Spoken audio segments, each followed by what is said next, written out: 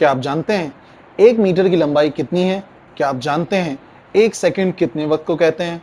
क्या आप जानते हैं 1 किलोग्राम किस ऑब्जेक्ट का मास है? क्या आप जानते हैं कौन सी क्वांटिटीज फिजिक्स में नापी जाती हैं और कौन सी क्वांटिटीज फिजिक्स में नहीं नापी जाती हैं? तो देखते रहिए video, we will be back.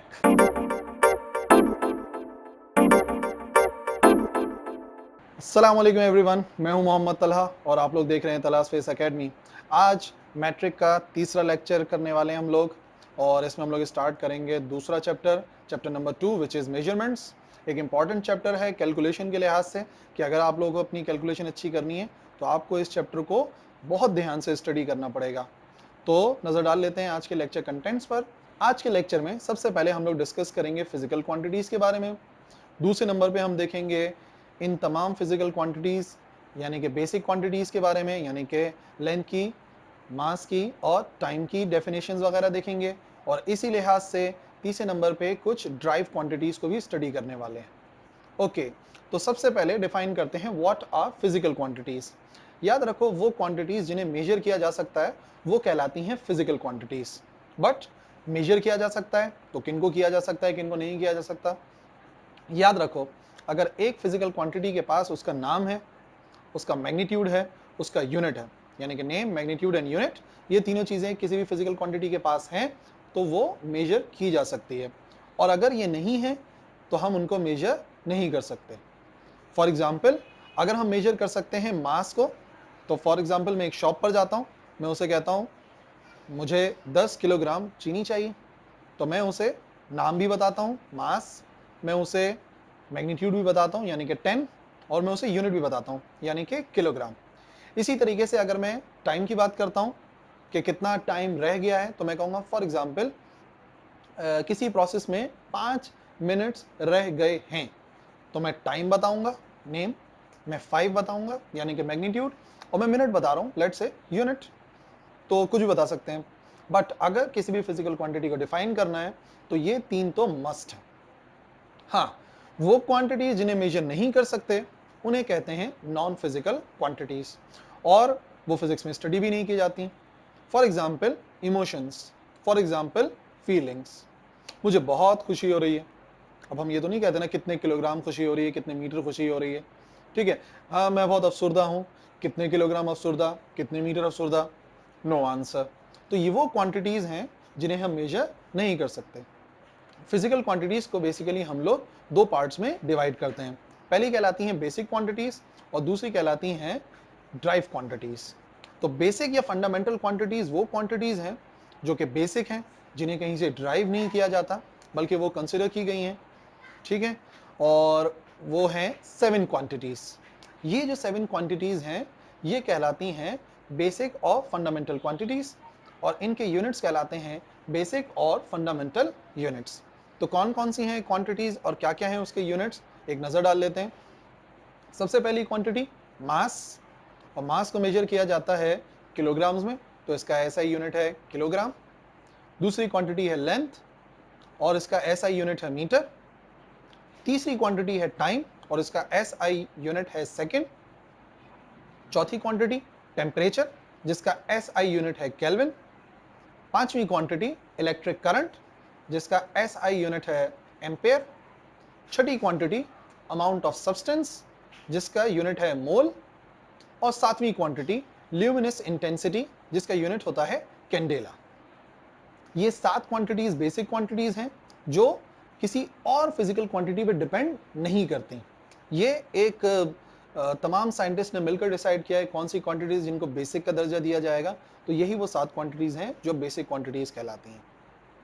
उसके बाद इन्हीं बेसिक क्वांटिटीज की मदद से कुछ क्वांटिटीज को ड्राइव किया जाता है, और वो क्वांटिटीज कहलाती हैं डिराइव क्वांटिटीज। ड्राइव क्वांटिटीज से मुराद नई क्वांटिटीज हैं, फिजिक्स इन 7 से तो नहीं चल सकती। तो ड्राइव क्वांटिटीज से मुराद वो क्वांटिटीज जिन्हें ड्राइव किया जाए with the help of basic quantities, ठीक है, जो कि बहुत सारी हैं। For example area, area derive होता है फ्रॉम लेंथ इनटू ब्रेथ, यानी कि length into breadth is equal to area, जिसका ड्राइव यूनिट है मीटर स्क्वायर। सिमिलरली वॉल्यूम को देख सकते हैं, वॉल्यूम एक ड्राइव क्वांटिटी है और इसका यूनिट होता है मीटर क्यूब, जो कि आ सकता है length into breath into height से। इसी तरीके से एक और ड्राइव क्वांटिटी है स्पीड, जो कि आती है distance divided by time. Distance का यूनिट मीटर, टाइम का यूनिट सेकंड, तो इसका ड्राइव यूनिट होता है मीटर पर सेकंड। उसके बाद क्वांटिटी आ सकती है फोर्स, उसके बाद क्वांटिटी आ सकती है एक्सेलरेशन, और बहुत सारी क्वांटिटीज हैं, लेकिन ये सारी की सारी क्वांटिटीज याद रखो कहलाती हैं डिराइव क्वांटिटीज। तो अब देख लेते हैं जो बेसिक यूनिट्स हैं, 3 बेसिक यूनिट्स जो हमारे बुक में हैं, जिनकी कन्वर्जन भी स्टडी करनी है, तो उनको डिफाइन करना बहुत जरूरी है, जो कि यूनिट्स हैं लेंथ के, यूनिट है मास के, और यूनिट है टाइम के।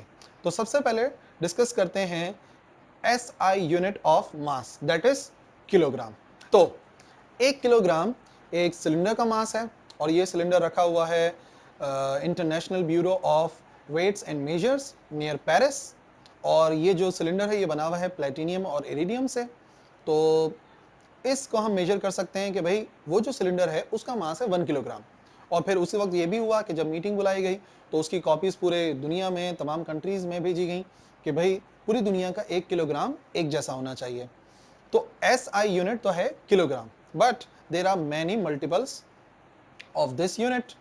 तो बहुत सारी कन्वर्जन जो हमने स्टडी करनी है। For example 1 kilogram has 1000 grams, 1 gram has 1000 milligrams, 1 gram has 10 raised to the power 6 micrograms। तो इनकी हम कन्वर्जन्स करेंगे और उनकी प्रैक्टिस करेंगे इन न्यूमेरिकल्स। दूसरे नंबर पे जो यूनिट आता है वो है लेंथ का यूनिट, और वो है मीटर। तो क्या है मीटर? याद रखो उस वक्त भी इसको डिफाइन किया गया कुछ इसी तरीके से। 1 मीटर दो मार्क्स के दरमियान का डिस्टेंस है। कहाँ लगे हैं ये दो निशान? ये दोनों निशान लगे हुए हैं एक प्लेटिनियम और इरिडियम की बनी हुई रॉड पर। और कहाँ रखी है रॉड? वहीं पर ही, International Bureau of Weights and Measure में, जो कि पेरिस के करीब है। वहां पर इसका एक सैंपल रखा हुआ है, और पूरी दुनिया में कोई भी जाके मेजर कर सकता है, देख सकता है कि भाई 1 मीटर कितना होता है। और उस जमाने में क्या किया गया, जब इस रॉड को बनाया गया, 1 मीटर फाइनलाइज हुआ, तो पूरे दुनिया में इसकी कॉपीज भेजी गई, जिससे लोगों को पता चला कि भाई हाँ 1 मीटर इतना है। और यही वजह है कि आज पूरी दुनिया का 1 मीटर एक जैसा है। नजर डाल लेते हैं इसके मल्टीपल्स पर। तो ऐसा यूनिट तो मीटर है, बट हम सेंटीमीटर्स में भी मेजर करते हैं, मिलीमीटर्स में भी, और माइक्रोमीटर्स में भी, और किलोमीटर्स में भी। तो क्या है कन्वर्जन्स? 1 किलोमीटर के अंदर होते हैं 1000 मीटर्स, 1 मीटर में होते हैं 100 सेंटीमीटर्स, 1 मीटर में होते हैं 1000 मिलीमीटर, और इसी तरीके से 1 मीटर में होते हैं 10 raise to the power 6 micrometres. But अब मीटर को डिफाइन करने का एक बेहतर तरीका भी है। तो क्या है वो तरीका? इस पर भी नजर डाल लो। 1 मीटर वो लेंथ है जो कि लाइट ट्रेवल करती है, यानी कि वो फासला जो कि लाइट ट्रेवल करती है वैक्यूम में during a time interval of 1 divided by 299,792,458 part of a second. यानी कि इतने अरसे के अंदर, इतने छोटे अरसे के अंदर 1 को डिवाइड कराया जाए अगर इस वैल्यू से जो मैंने बताई, तो उतने वक्त के अंदर लाइट वैक्यूम में जितना डिस्टेंस ट्रेवल करती है वो है 1 मीटर। तो हम ये भी कह सकते हैं कि अगर हम देखें कि लाइट कितने मीटर्स का फासला तय करती है इन 1 सेकेंड, तो याद रखो वो यही है, क्या? 299,792,458 मीटर्स।